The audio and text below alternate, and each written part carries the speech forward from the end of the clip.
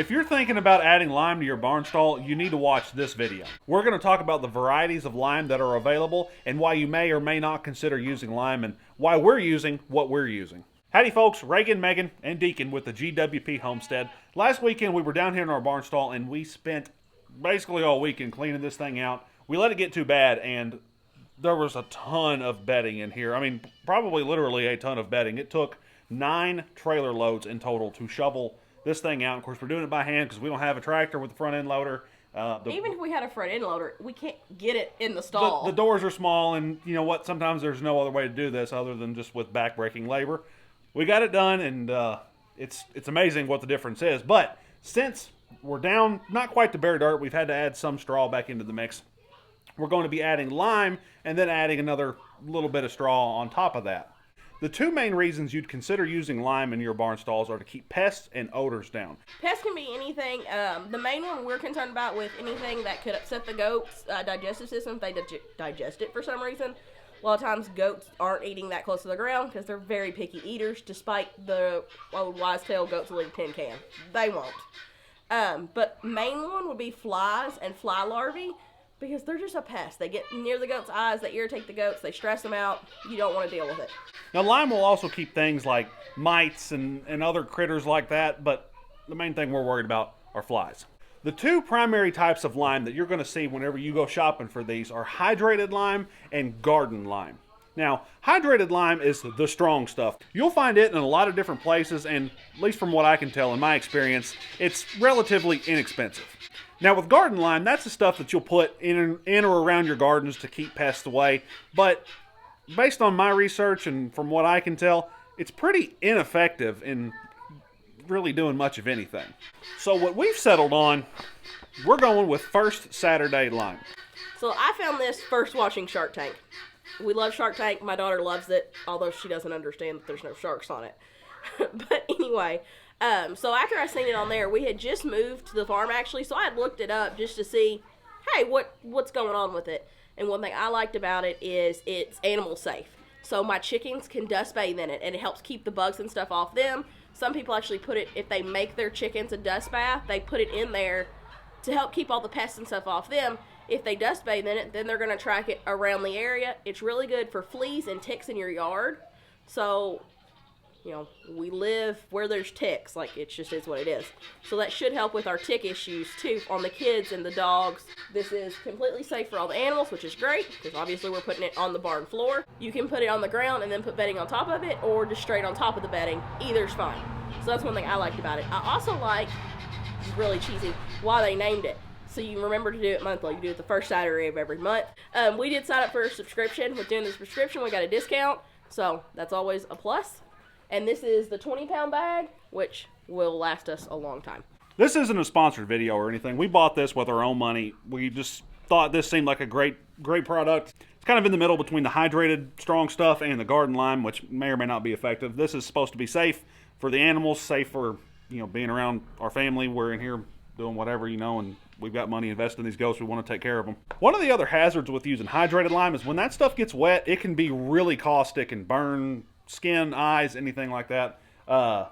We don't want to do that since the goats are in here sleeping, and this is where they live when they're not out on pasture. So they're going to pee and poop in here. Stuff's going to get wet. It's going to, you know, potential for causing burns. All that stuff is bad. We don't want to mess with it.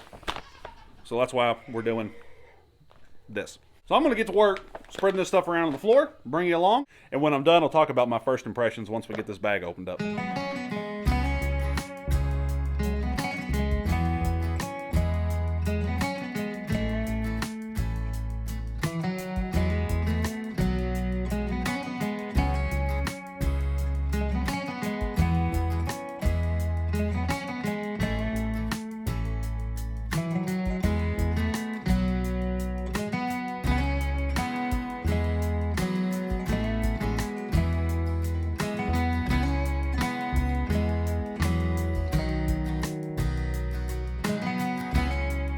Since this is lime, I went ahead and put some gloves on my hands. I would have put on a mask if I could find it, so maybe do that.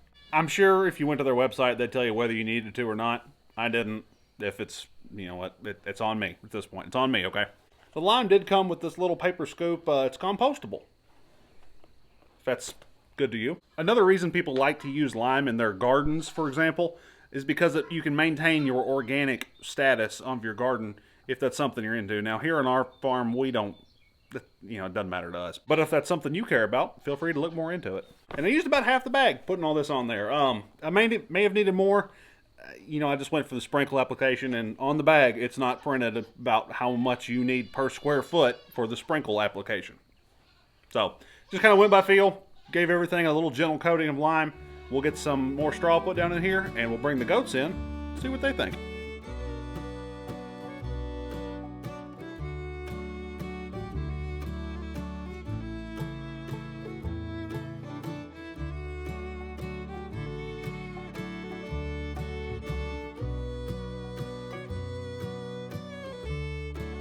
Mama's happy, the goats are happy.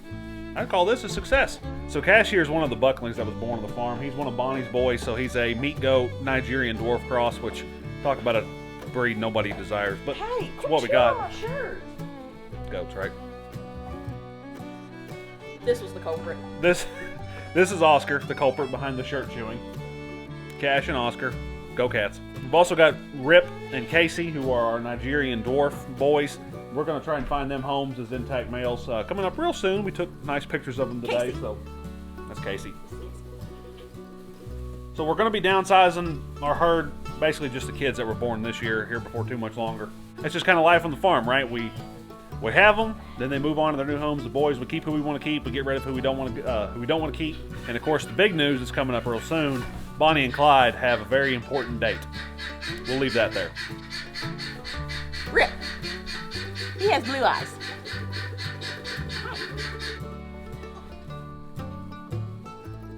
This is Sunny. She's staying. So this is Sunny. She's staying. This is Brandy Carlisle's baby. Can't pick Brandy up because she's bigger now. But Brandy, of course, you guys saw that video. She had that prolapsed uterus when she was delivering her. She's doing much better now. She's got to go back to the vet tomorrow. So that's going to be fun. Almost a year old. But Brandy and Sunny are both doing good. Minnie Pearl and Calamity Jane are both almost a year old in another week or so. So they're, I don't know. We're probably done breeding until later on this fall, but she and Jane are going to be in the next batch that get to bring home some babies next spring. So a circle of life. Hopefully we have a more successful year once we get Annie ironed out. Hopefully we don't have any problems with Brandy. Violet is going to do Violet things, and that's be pretty fantastic as far as I'm concerned.